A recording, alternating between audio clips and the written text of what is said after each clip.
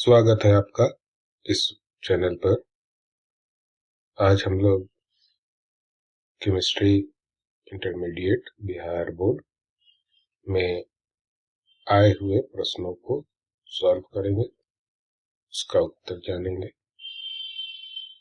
यह परीक्षा 7 फरवरी को हुई थी और इसे हम लोग सॉल्व करेंगे। इंटरमीडिएट में कुल 70 प्रश्न ऑब्जेक्टिव प्रकार के पूछे जाते हैं, जिसमें से 35 प्रश्नों को हम लोगों को करना होता है। हम लोग यहाँ इन प्रश्नों को सॉल्व करेंगे।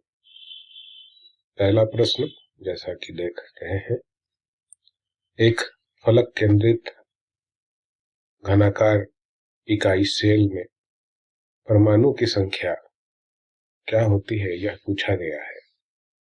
तो फलक केंद्रित में परमाणु जो होते हैं या कण जो होते हैं वह 8 कोनों पर होगा। 8 कोना के अलावा सभी फेस पर, फलकों पर भी होगा। तो अगर ऐसा हम लोग देखें तो यह 8 कोना है और 8 कोना का परमाणु और फेस का परमाणु दोनों जोड़ करके इसमें हमारा कितना आएगा, तो 8 परमाणु कोनों पर का और उसका 1/8वां भाग एकक कोष्ठिका के अंदर आया जाता है। यह परमाणु का संख्या 1 हो गया और साथ में सभी फेस पर, सभी फलकों पर भी परमाणु उपस्थित होता है। तो टोटल 6 फलक होंगे और 6 फलक के परमाणु 6 गुना 1 परमाणु का आधा भाग एकक कोष्ठिका के अंदर पाया जाता है। तो यह हमारा हो गया 3। तो टोटल 3 और 1 क्या हो जाएगा, 4। तो ऑप्शन सी सही होगा। इसके बाद आते हैं दूसरे प्रश्न में। कहता है पिंड केंद्रित यानी बीसीसी में संकुलन गुणांक क्या होगा।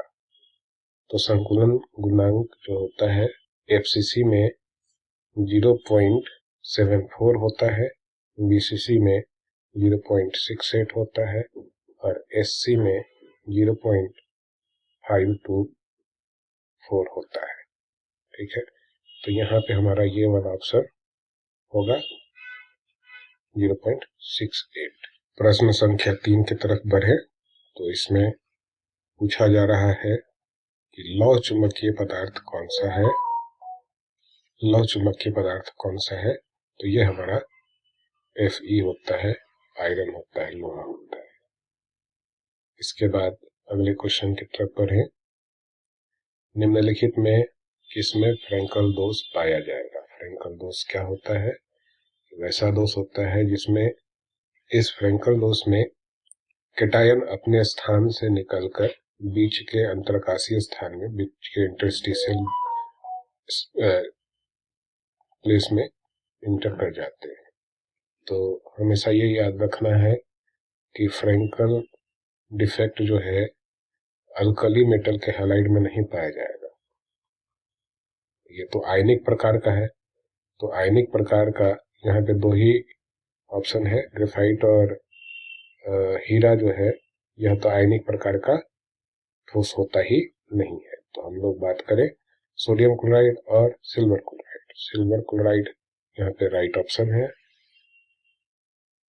अगले प्रश्न की तरफ बढ़े। क्वेश्चन में है निम्नलिखित में किस यौगिक का जलीय घोल परासरणी दाब, असामान्य परासरणी दाब को प्रदर्शित करता है। तो इसका ऑप्शन होगा हमारा बी, कॉमन साल्ट। चलिए, कॉमन साल्ट में ऐसा ऑप्शन इसलिए होगा क्योंकि यह जो है सोडियम क्लोराइड जैसे ही जल में घुलता है तो यह 2 आयंस में Na+ और Cl- आयन में टूट जाएगा। यानी पार्टिकल का संख्या यहाँ पे क्या हो जाएगा, हमारा मॉलिक्यूल 1 है लेकिन पार्टिकल कणों की संख्या क्या हो जाएगी, 2 हो जाएगी। तो यह जो सामान्य अनुसंख्य गुण है उसके रिस्पेक्ट में इसका गुण जो है वह अलग होगा और परासर असामान्य गुण कहते हैं। तो यहाँ पे सोडियम क्लोराइड राइट ऑप्शन होगा। क्वेश्चन है किसी विलेय के विलायक में 1 मोलर घोल के क्वथनांक उन्नयन को कहा जाता है। तो ये हमारा क्या होगा, इसका ए ऑप्शन सही होगा, क्वथनांक मापी स्थिरांक। क्वेश्चन नंबर 7 में हम लोग ध्यान दें। क्वेश्चन नंबर 7 में कहता है कि निम्नलिखित में किसके जलीय घोल का वाष्प दाब सबसे कम होगा। तो सबसे कम वाष्प दाब विलायक में किसी विलेय को घुलाते हैं तो उसके वाष्प दाब में कमी आती है। इसका कारण ये होता है कि उसमें कणों की संख्या बढ़ती है, पार्टिकल का संख्या बढ़ता है, और पार्टिकल की संख्या बढ़ने के कारण उसके अणुओं के बीच जो आकर्षण का बल है, अट्रैक्शन का फोर्स है, वो बढ़ जाता है।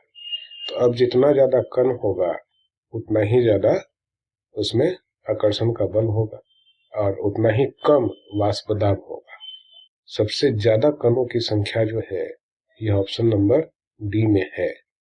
कारण यह है कि यूरिया एक कार्बनिक पदार्थ है, और जब कार्बनिक पदार्थ है तो यह आयंस में टूटेगा नहीं, और आयन में नहीं टूटेगा तो इसमें पार्टिकल का संख्या वही रहेगा जो हमारा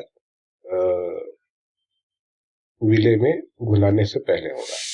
जबकि यहाँ पे ऑप्शन नंबर ए में BaCl2 है और यह एक आयनिक यौगिक है, तो इसमें कणों की संख्या जो है विलयन में घुलने के बाद ये जो है हमारा 3 हो जाएगा, 1 कण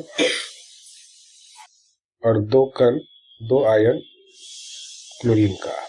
उसी प्रकार से यह Na2SO4 में भी यही हाल होगा, 2 कण हमारा सोडियम का और 1 कण SO4 आयन का। लेकिन यहाँ पे इस ऑप्शन में जो डी ऑप्शन है यह सही है, इसमें 3 सोडियम आयन और 1 जो है हमारा वह PO4 आयन पाया जाएगा। यही कारण है कि 7 नंबर का सही ऑप्शन क्या होगा, यह Na3PO4 का ऑप्शन सही होगा।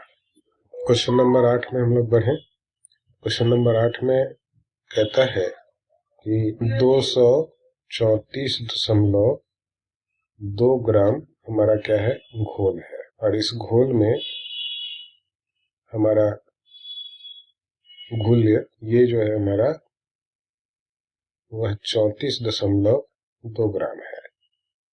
इसका मतलब घुल्य, तो घोलक हमारा क्या होगा, घोलक का मात्रा हमारा क्या हो जाएगा, 200 ग्राम हो जाएगा। अब यहाँ में पूछ रहा है मोलर सांद्रता के लिए हमारा फॉर्मूला होता है small m = given mass of solute by molar mass of solute into mass of solvent. बस यही फॉर्मूला हमारा है। तो गिवन मास हमारा कितना हो गया सॉल्यूट का, तो 34.2। चीनी है, चीनी का सूत्र होता है C12H22O11। तो इसका मोलर द्रव्यमान कितना हो जाएगा, तो 12 गुना 12 प्लस 22 गुना 1 प्लस 11 गुना 16। 12 में 12 से गुना करेंगे 144 प्लस 22 और प्लस 176, टोटल 342। तो यहाँ पे हमारा कितना हो गया, 342 मोलर द्रव्यमान। और मास ऑफ सॉल्वेंट वो हमारा कितना है, 200 ग्राम है। तो 200 ग्राम है, लेकिन हमको यहाँ पे 1 किलोग्राम में चाहिए, तो 200 बटा 1000, ये हमारा कट गया कितने बार में, 5 बार में।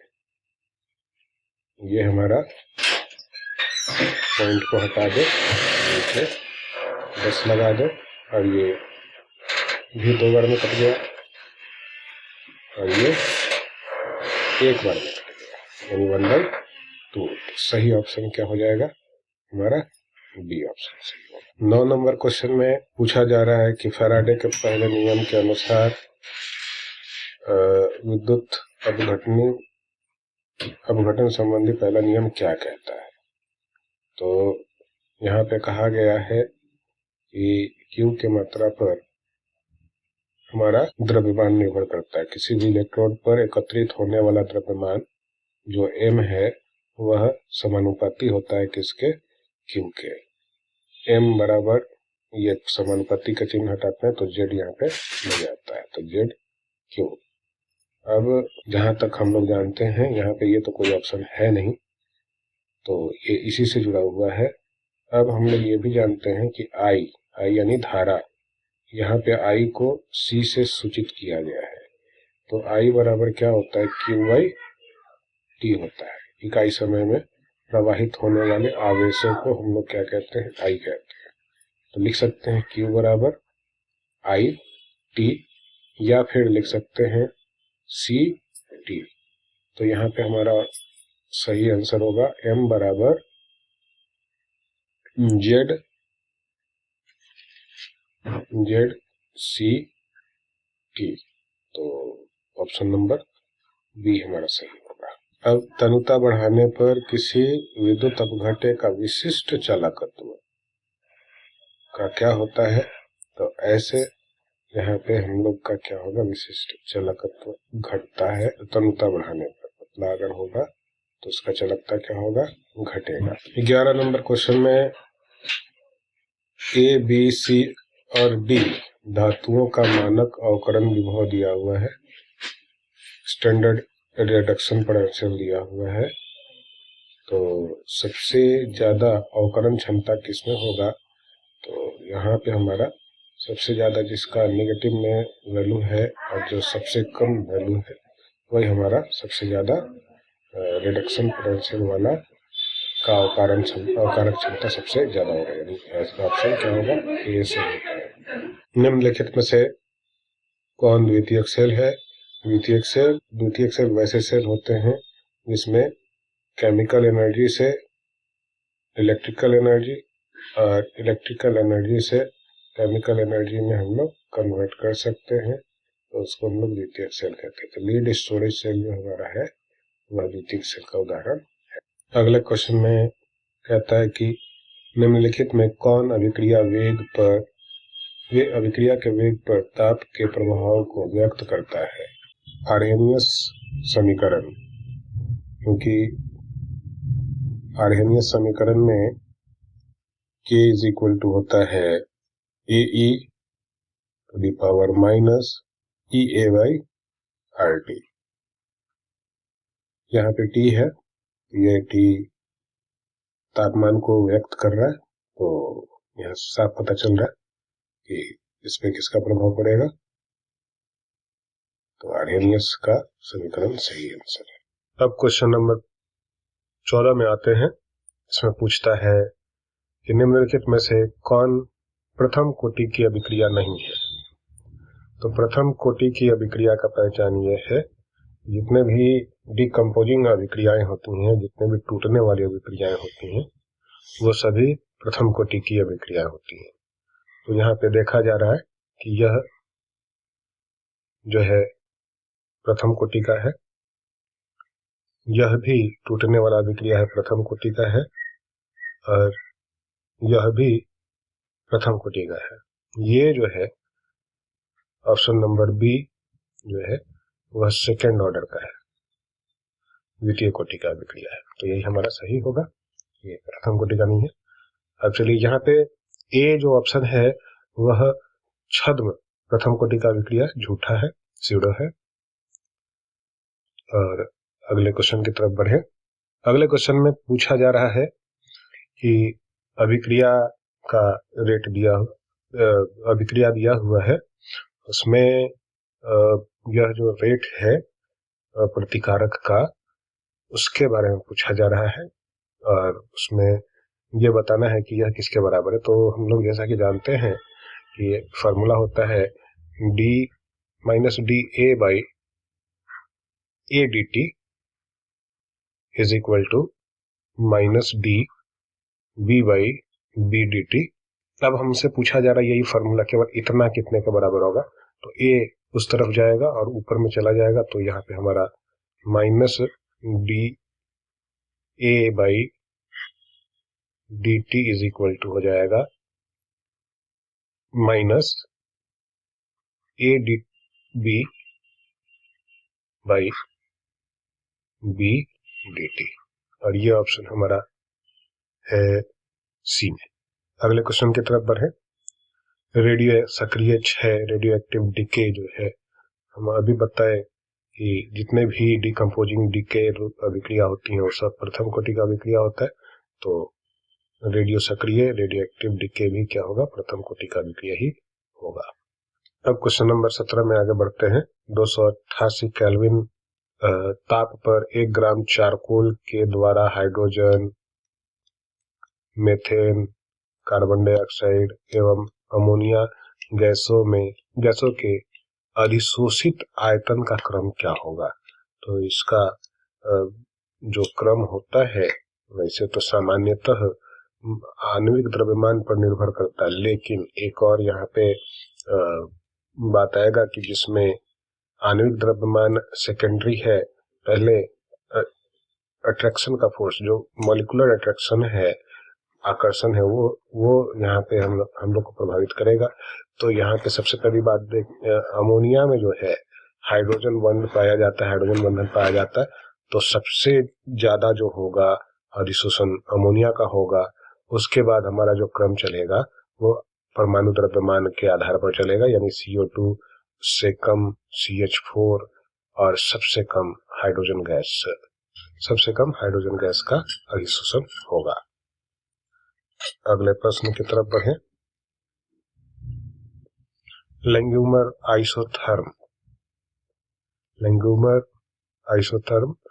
लैंग्यूमर अधिशोषण समतापी का सही व्यंजक कौन सा है।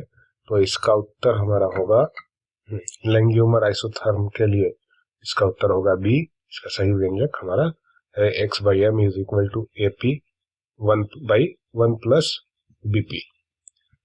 अगले प्रश्न के तरफ बढ़े तो इसमें हमारा सही उत्तर होगा डी। कोलाइडल आकार हमारा जो होगा 10 नैनोमीटर से 1000 नैनोमीटर का होता है। अब आगे बढ़ते हैं अगले क्वेश्चन की तरफ। इस क्वेश्चन में है धुआं एक कोलाइडीय अवस्था है। बिल्कुल धुआं एक कोलाइडीय अवस्था है। किसका है, तो यह जो है धुआं में ठोस पार्टिकल होते हैं गैस में बिखरे हुए, ठोस कण, और कहाँ बिखरे होते हैं, तो गैस में। माध्यम हमारा क्या होगा, गैस होगा। तो इसका सही उत्तर क्या होगा, बी होगा। अगले क्वेश्चन की तरफ बढ़े। मक्खन एक उदाहरण है। यह मक्खन उदाहरण क्या है, इमल्सन का है, पायस का है। मक्खन में क्या होता है, इमल्सन का डिफिनेशन, इमल्सन का परिभाषा क्या है, द्रव डिस्पर्सन अवस्था और डिस्पर्स्ड फेज जो है, माध्यम और फेज दोनों क्या होता है, द्रव होते हैं। तो यह हमारा किसका उदाहरण है, तो इमल्सन का उदाहरण है।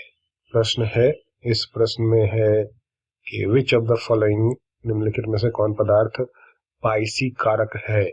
साबुन जो है हमारा वह पाइसी कारक है। 23 नंबर प्रश्न में जैव उत्प्रेरक का काम क्या होता है, किसी भी अभिक्रिया के गति को प्रभावित करना बिना अभिक्रिया में भाग लिए हुए। तो इसका उत्तर हमारा क्या होगा, एंजाइम होगा। ये हमारा बी ऑप्शन सही होगा। अगले प्रश्न की तरफ बढ़ें। निम्नलिखित में से कौन आकार चयनात्मक उत्प्रेरक है, तो इसका उत्तर होगा ZSM5। थर्माइट विधि में अवकारक एल्युमिनियम होता है। तो 25 नंबर का उत्तर हमारा क्या हो जाएगा, डी हो जाएगा। चलिए तो अगले प्रश्न की तरफ बढ़े। निम्नलिखित में से किस धातु का निष्कर्षण तनु साइनाइड विलयन के उसके अयस्क के निक्षालन से प्राप्त किया जाता है? तो इसका सही उत्तर हमारा होगा सिल्वर। सिल्वर का निक्षालन तनु साइनाइड विलयन के द्वारा किया जाता है। अगले प्रश्न की तरफ बढ़े। हड्डियों का मुख्य संघटक क्या है? तो हड्डियों का मुख्य संघटक होता है ऑप्शन बी कैल्शियम कार्बोनेट, तो चूना पत्थर होगा। अब आगे बढ़े। निम्नलिखित में किस धातु का निष्कर्षण उसके अयस्क के विद्युत अपघटन से नहीं होता है? तो इसका उत्तर होगा हमारा लोहा। लोहा का तो हम लोग वत्ते भट्टी में निष्कर्षण करते हैं। आगे बढ़े। अगला प्रश्न है P4O10 का व्यापक उपयोग किस रूप में करते हैं? तो ये हमारा उत्तर होगा, ये निर्जलीकरण के लिए इसका उपयोग किया जाता है।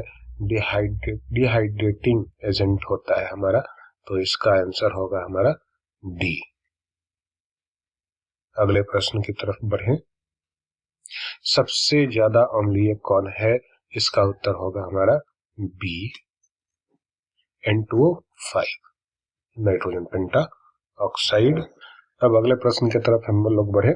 यहाँ पे प्रश्न है कि निम्नलिखित में से किसका बंधन ऊर्जा सबसे ज्यादा होता है? तो सबसे ज्यादा बंधन ऊर्जा जो होगा वो सल्फर का होगा। इसके अगले क्वेश्चन में सल्फर अणु होते हैं, तो सल्फर अणु होते हैं इसका मतलब उसमें कितने परमाणु होते हैं? तो S8 भी होता है, S6 भी होता है। तो यहाँ पे S6 का तो कोई ऑप्शन है नहीं, तो S8 तो अष्ट परमाणुक होंगे। निम्नलिखित में से सबसे प्रबल या सबसे सबल भस्म कौन है? सबसे ज्यादा बेसिक कौन है? तो इसका उत्तर है ClO3 माइनस, इसका सही उत्तर है। निम्नलिखित में कौन शून्य के अतिरिक्त सिर्फ एक ऑक्सीकरण अवस्था प्रदर्शित करता है? केवल एक ऑक्सीकरण अवस्था। तो हमेशा ये याद रखना है कि वेरिएबल ऑक्सीकरण अवस्था जो होगा वो आवर्त सारणी में नीचे की तरफ बढ़ने पर बढ़ता है। फ्लोरीन जो है पहला तत्व है और इसका ऑक्सीकरण अवस्था शून्य भी होता है और -1 भी होता है। अब क्वेश्चन है निम्नलिखित में कौन अकारक का कार्य नहीं कर सकता है? तो कार्बन डाइऑक्साइड अकारक के रूप में कार्य नहीं कर सकता है। अगले क्वेश्चन की तरफ बढ़े। निम्नलिखित में कौन उत्कृष्ट गैस आसानी से द्रवीकृत हो सकता है? तो इसका उत्तर होगा निम्नलिखित में कौन उत्कृष्ट गैस आसानी से द्रवीकृत हो सकता है? निम्नलिखित में कौन उत्कृष्ट गैस आसानी से द्रवीकृत हो सकता है? तो इसका उत्तर है हमारा ज़ेनॉन। क्वेश्चन नंबर 37 में आए। इसमें पूछ रहा है सल्फर का पायरॉक्सी अम्ल है। परऑक्सी अम्ल H2SO8 होता है। नाइट्रिक अम्ल का निर्माण ऑसवाल्ड विधि से करते हैं। 38 नंबर क्वेश्चन का आंसर है ए। निम्नलिखित में से कौन जल के ऊपर संग्रहित नहीं किया जा सकता है? तो इसका उत्तर होगा डी सल्फर डाइऑक्साइड। अगला प्रश्न 40 नंबर। पारा और ओजोन की अभिक्रिया से निम्नलिखित में से कौन बनाया जाता है? तो इसका उत्तर होगा B HgO2। Question number 41 chlorine का विरंजक गुण किसके कारण होता है? तो ऑक्सीकारक गुण के कारण होता है और इसीलिए क्लोरीन का विरंजन जो होता है वो स्थायी प्रकार का होता है, ऑक्सीकारक की तरह यह व्यवहार करता है, इसलिए इसका विरंजन स्थायी प्रकार का होता है। उत्कृष्ट गैस अक्रिय गैस का बाह्यतम कक्षा का इलेक्ट्रॉनिक विन्यास क्या होगा? तो ये हमारा ऑप्शन इसमें डी होगा NS2NP6। 43 नंबर प्रश्न में यदि एक संक्रमण तत्व का इलेक्ट्रॉनिक विन्यास +3 ऑक्सीकरण अवस्था और आर्गन 3d4 है तो उसकी परमाणु संख्या क्या होगी? सिंपल सा प्रश्न है। आर्गन का परमाणु संख्या 18, डी में 4 इलेक्ट्रॉन और +3 इलेक्ट्रॉन और जो यहाँ पे दिखाया गया ऑक्सीकरण अवस्था के रूप में, तो ये हो गया हमारा 18 4 12, 18 4 22, 3 25। यह मैग्नीज होगा, इसका परमाणु संख्या 25 होता है। अगले प्रश्न की तरफ बढ़े तो यहाँ पे लैंथेनाइड तत्वों की सबसे सामान्य ऑक्सीकरण अवस्था क्या होती है? तो ये होती है हमारी +3 की। अगला प्रश्न है निकेल टेट्रा कार्बोनाइल का ऑक्सीकरण अवस्था क्या होगा? तो इसका उत्तर होगा डी 0। इसका कारण यह है कि इस यौगिक का निकेल का ऑक्सीकरण अवस्था X मान लिया जाए प्लस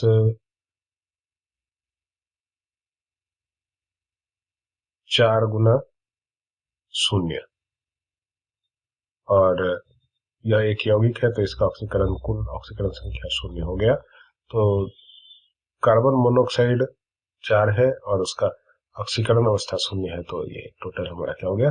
0 हो गया।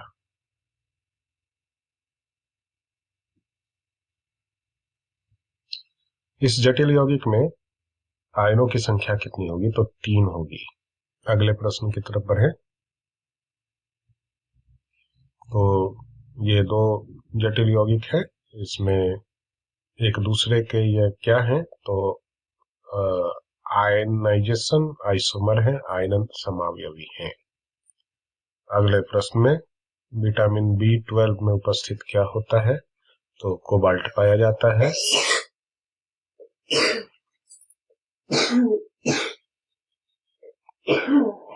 49 नंबर क्वेश्चन में जब क्लोरोफॉर्म एसीटोन से अभिक्रिया करता है तो निम्नलिखित में से कौन बनाता है? तो ये इसका उत्तर होगा सी, क्लोरेटोन बनाता है। अगला है ऊर्ज अभिक्रिया में एल्किल हैलाइड का अवकरण निम्नलिखित में किसके द्वारा होता है? तो इसका उत्तर होगा डी,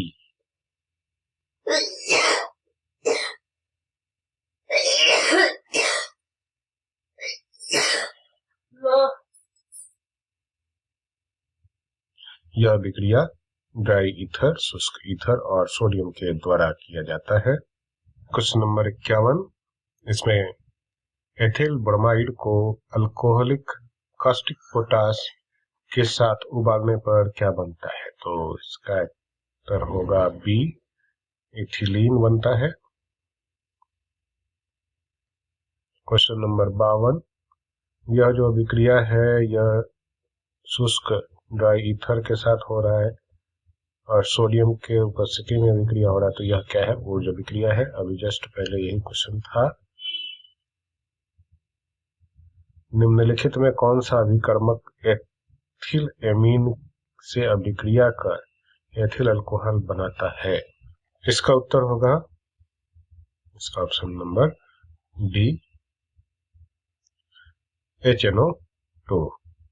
निम्नलिखित में किसे कास्ट स्पिरिट कहा जाता है? कास्ट स्पिरिट मिथाइल अल्कोहल को कहते हैं। एक अल्कोहल के वाष्प को तप्त अवकृत तांबा के ऊपर से गुजारा जाता है तो एक अल्कीन बनता है। अल्कीन बनता है कि अल्कोहल? अल्कीन बनता है। तो वह अल्कोहल कौन सा होगा? तो वह अल्कोहल टर्शरी अल्कोहल है जिसे 300 डिग्री सेल्सियस पर तांबे से गुजारने पर, तप्त तांबे से गुजारने पर अल्कीन प्राप्त होता है।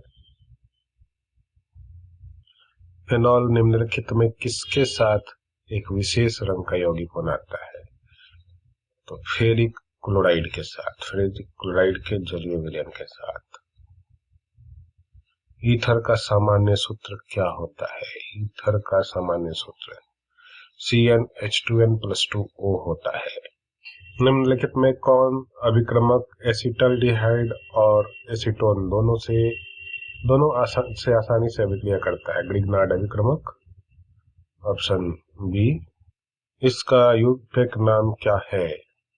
यह 1 2 3 4 5, टोटल 5 कार्बन। तो पेंट 3 नंबर पर कीटोन है, 3 पेंटेनॉन या ये हमारा ऑप्शन नंबर बी सही है। निम्नलिखित में किसके साथ खनिजारो अभिक्रिया होती है? तो इसका उत्तर है फॉर्मल्डिहाइड HCHO। निम्नलिखित में कौन टार्टरिक अम्ल है? टार्टरिक अम्ल ये तीसरा नंबर ऑप्शन। एक कार्बनिक यौगिक की अभिक्रिया NaHCO3 के संतृप्त विलयन से कराने पर बुदबुदा होती है, एसिटिक अम्ल। Option number C. निम्नलिखित में कौन आइसोप्रोपिल एमीन है? Isopropyl amine B option, isopropyl amine B. निम्नलिखित में किस विधि से मेथिल एमीन बनाया जाता है? Hoffmann bromide reaction.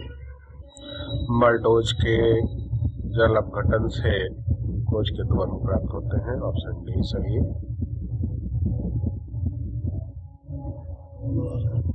निम्नलिखित में कौन बृहद अणु नहीं है? तो बृहद अणु पामीटेट है, यह बृहद अणु नहीं है, बड़ा अणु नहीं है। ज्विटर आयन बनाने में कौन समर्थ है? तो ज्विटर आयन बनाने में ये समर्थ है, यहाँ से हाइड्रोजन COOH का हाइड्रोजन निकलकर अमोनिया के साथ जुड़ जाता है, तो इधर प्लस आयन उधर माइनस आयन बनता है। इस प्रकार से ये ज्विटर आयन है।